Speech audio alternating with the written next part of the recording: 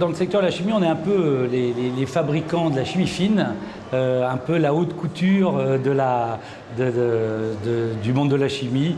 On fabrique des molécules extrêmement complexes pour l'industrie pharmaceutique. On fabrique les molécules qui vont être en général utilisées par nos clients, les grands laboratoires pharmaceutiques, pour faire le médicament et qui confèrent au médicament sa propriété.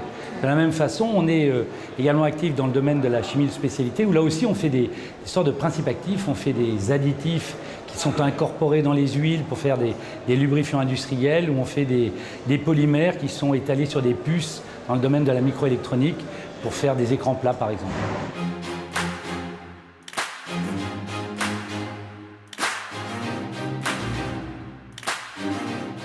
Alors, plein de raisons. D'abord, parce que c'est à Chimie Paris et que je suis un ancien de l'école, donc c'est un premier point.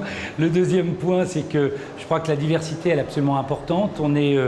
La chimie est une science expérimentale, elle a besoin de diversité, qu'elle soit féminine, masculine, mais elle peut être également tournée vers, et c'est bien pour ça que je ferai une table ronde tout à l'heure, vers bien d'autres domaines. Nous, on introduit énormément de domaines dans le domaine de la sous-traitance, inspiré notamment de l'automobile, appliqué à une science beaucoup plus expérimentale qu'est la chimie par exemple.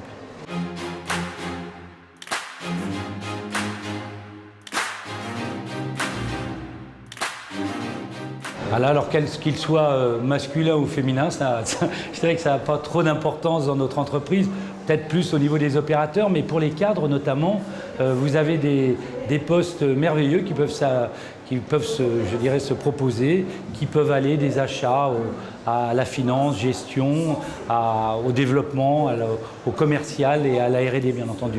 Donc une grande palette de postes qui sont proposés dans les entreprises de chimie.